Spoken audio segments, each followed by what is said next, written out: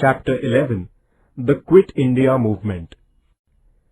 The civil disobedience movement came to an end in 1934. The Parliament of England passed an act in 1935 granting certain constitutional rights to Indians. According to this act, Indians were to get more constitutional rights. The Act of 1935. This act provided for the formation of a federation of British-administered provinces and the Indian princely states. Accordingly, the working of the British-administered provinces was to be transferred to the Indian representatives. The rulers of the princely states refused to join the federation on the ground that they would lose their autonomy if they joined the federation. As a result, the federal scheme in the act did not come to fruition.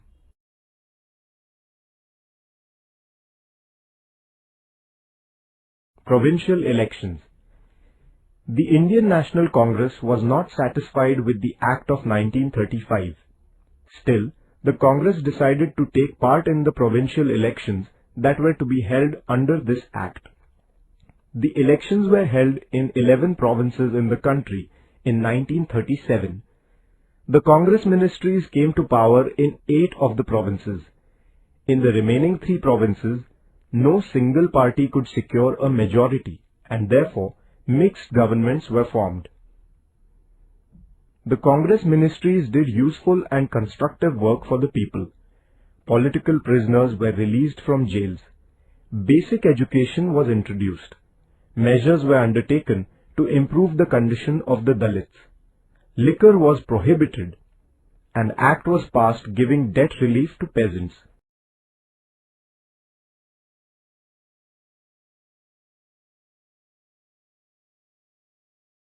The Second World War and the National Congress. In 1939, the Second World War began in Europe. The then Indian Viceroy Linlithgow declared that India had joined the war on the side of England. England had claimed that it was fighting to save democracy in Europe. The Congress thereupon demanded that if England's claim was honest, it should at once grant independence to India. As England declined to immediately fulfill this demand, the provincial Congress ministries resigned in November 1939. Individual Satyagraha.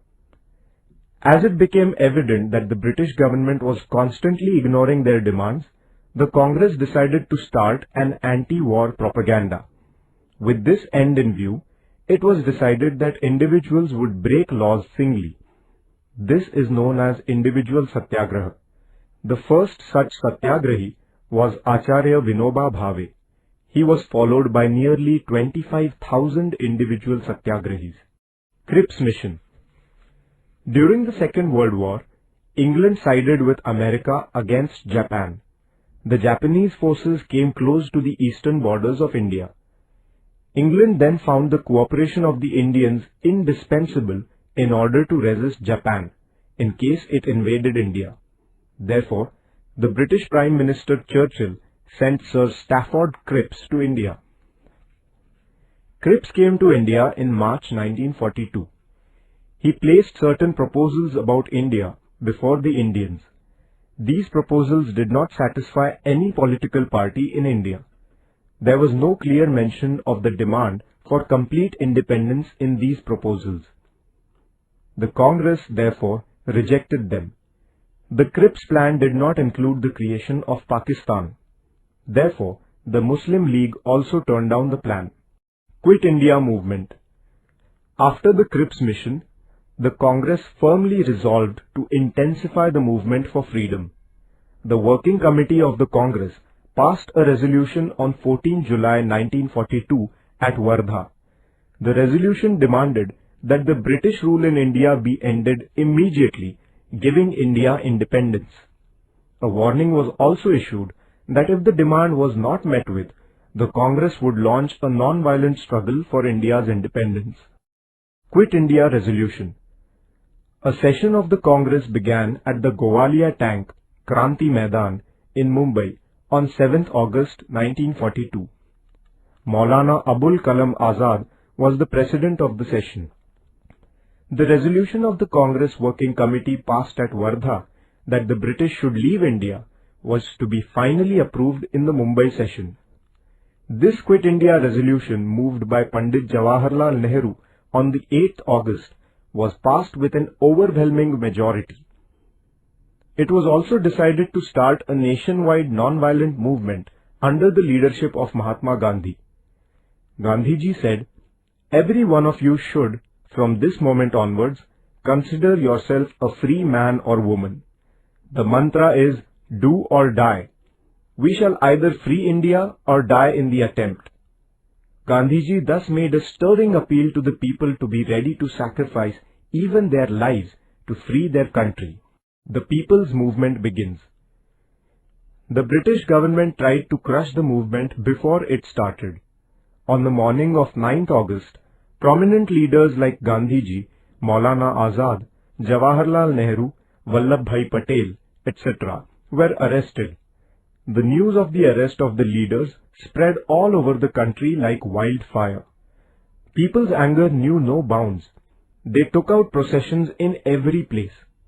Although the police made lathi charges and opened fire, the agitators were undeterred. People tried to take possession of government offices at many places. At some places, the people attacked jails, police stations and railway stations, which symbolized the oppression of the British government. The police opened fire on the people.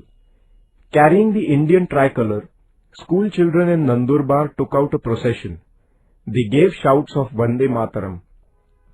The infuriated policemen opened fire even on these small children. Shirish Kumar, a young student, fell a martyr to this firing. In Maharashtra, the young and the old alike struggled with great tenacity and courage. The struggles at many places like Chimur, Ashti, Yavli, Mahad, Gargoti, etc. have become immortal. Underground movement. Towards the end of 1942, people's movement took a new turn. Its leadership passed into the hands of young socialist leaders who had gone underground. Jai Prakash Narayan, Dr. Ram Manohar Lohia, Chotu Bhai Puranik, Achyut Rao Patwardhan, Aruna Asaf Ali, Yusuf Meher Ali, Sucheta Kriplani, S.M. Joshi, Shirubhau Limaye, N.G. Gore, Yashwantrao Chavan, Maganlal Bagdi and others were at the forefront of the movement. The agitators disrupted communication and the government machinery by damaging railway tracks, cutting telegraph wires, blowing up bridges and so on. Groups like the Azad Dasta of Bhai Kotwal in Karjat Taluka of today's Raigad district and the Lal Sena of General Awari in Nagpur rendered the government helpless and witless for several months. Vitthal Zaveri, Usha Mehta and their associates had set up a secret transmission center in Mumbai. It was known as Azad Radio. It used to broadcast patriotic songs, speeches inspiring patriotism, and news about the agitation in the country. This encouraged the people to carry on the agitation.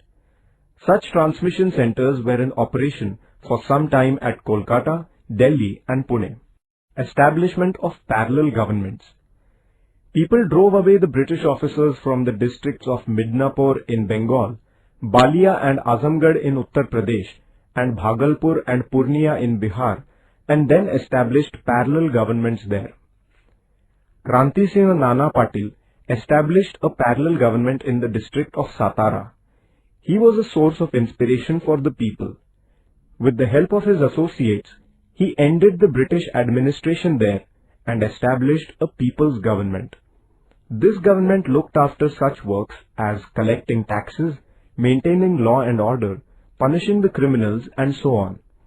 This government appointed people's courts which dispensed justice. The people too accepted the verdicts of these courts. To inculcate the love for their nation in the minds of the children, various organizations like the Rashtra Seva Dal, Azad Sena, Tufan Sena were formed. This government also undertook constructive work such as opposing the tyranny of money lenders, prohibition of liquor, propagation of literacy, and opposition to caste distinctions.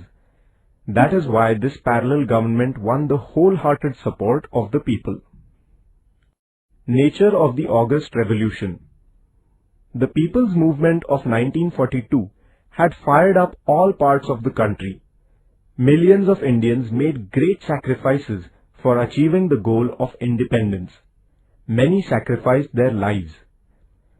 The number of people participating in the struggle was so great that even all the prisons in the whole of the country were not enough to contain them. The patriotic songs composed by Sane Guruji, Rashtrasant Tukadoji Maharaj and others enthused the agitators further. This nationwide movement is also known as the August Revolution.